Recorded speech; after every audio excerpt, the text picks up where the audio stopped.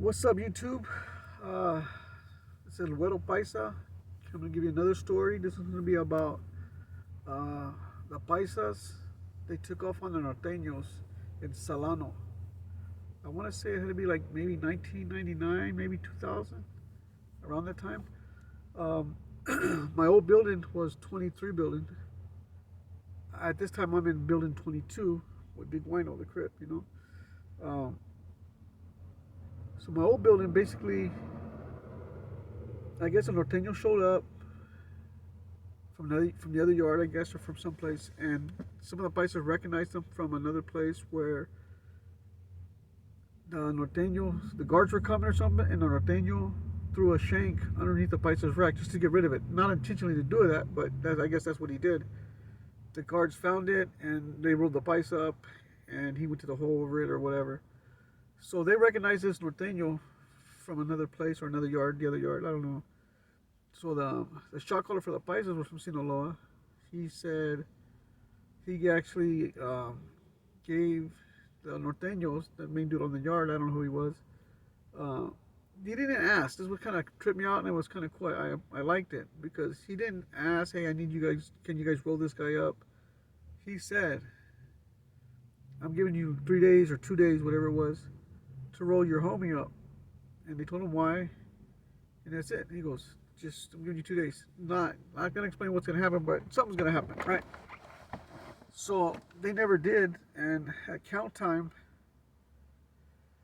I feel like I told this story already, but I don't think I did. Anyways, at count time, uh, on the second day or third day, um, the 9 o'clock count or whatever it was, that little light comes on, it says count time. So remember, I'm in building 22. Now we already know. I don't think the Norteños knew.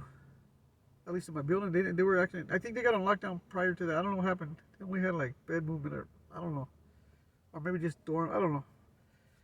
But so 9 o'clock count came, and we knew all the prices on the yard. Every building, like whatever, how many buildings, 6, 7 buildings. We all knew that at the count time that it's gonna jump off, right? Because they never rolled their own homie up, and so the count time came. And my understanding, because remember I was in that's my old building, so I know all the paisas. I know a lot of people over there, and I heard from different people what pretty much happened. Uh, we had like 30 paisas maybe, and they had maybe 12 norteños, I want to say roughly. But anyways, the paisas rushed the norteños. I think one norteño got stuck a little bit with the little shank, nothing crazy. Maybe it was that one that had that put the shank on the bed. I don't know who, but nothing crazy. Just little scratches, I guess. But it all basically putazos. Just hands and fist and feet or whatever you want to fucking call it. So they're doing that, and all the norteños got taken off. Right? There's no more norteños left in that building. So there's only like 4 or 5 soreños, I want to say. I'm sure they were happy about it, right? Um, but the paisas, we still have maybe 15 or 12 or something like that, maybe 10 paisas left. So that's actually how I got moved back into my old building, because there were so many bed openings. I asked to get a bed move. So the shot caller for that building, the new shot caller, gets me over there, and he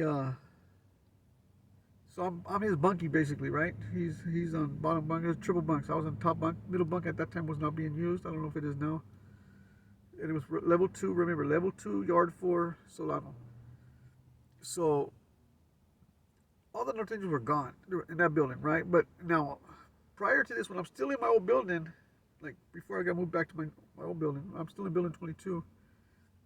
And I'll be honest, bro, there was a Norteño in our building that I didn't care for, because when I was in another building, like building 24, back then it wasn't a hot med building. They really opened it up, so it became a hot med building. But it was building 24. When I first got to that Solano, that was one of the first buildings I got to, and the paisas were gonna go at it with the blacks, with the Africanos. And I remember that Norteño, that same Norteño I'm gonna talk about right now, is he handed a shank to an Africano right in front of the paisa. Like, whoa, what? To me, that kind of blew my mind. I understand they had some type of like treaty or alliance to an extent, but to do that to your own RAZA, fool? Come on. That kind of like tripped me out really a lot. And I like, so anyways, that's the Norteño. I told my shot caller in my building, I raised my hand. I said, if you guys want, I want him. I want that fool. No, I was going to shake him. Excuse me, I got allergies. So I told him, and they said, no. That shot caller was cool. He's like, he was from Northern California, spoke good English, but he was a Paisa. He tells me, don't worry, Widow, we got this, dog. We got it under here, you know. And mind you, I escorted him and a couple other homies to their bed area. Now I'm stuck on that side of the bed. The Norteños still don't know what's going on. We already heard the alarm going off and everything. Everybody back to their bed after a few minutes. Norteños were laughing and stuff. I guess they didn't realize what happened, you know.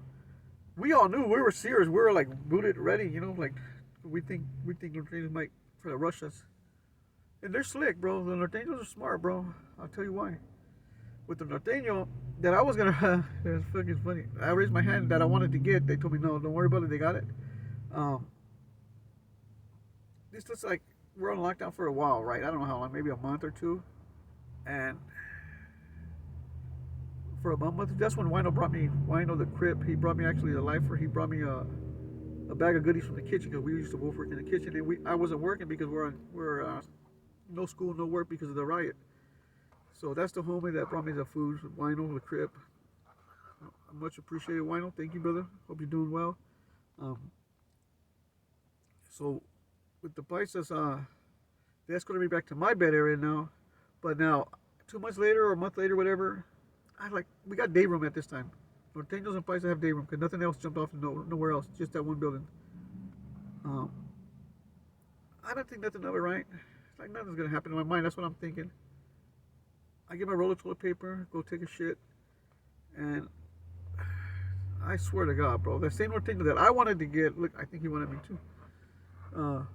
I'm in there, and I'm on the shitter, and if those bathrooms where the shitters are, from what I remember, each shitter right in front of it, there was a sink with like a cup of fake mirror or whatever you could see. Tell me why that Norteño walks in by himself, stands right in front of the sink where I'm taking the shit at, just looking at me in the mirror like with this evil like smile, bro. Like, and to be honest, bro, he caught me with my pants down.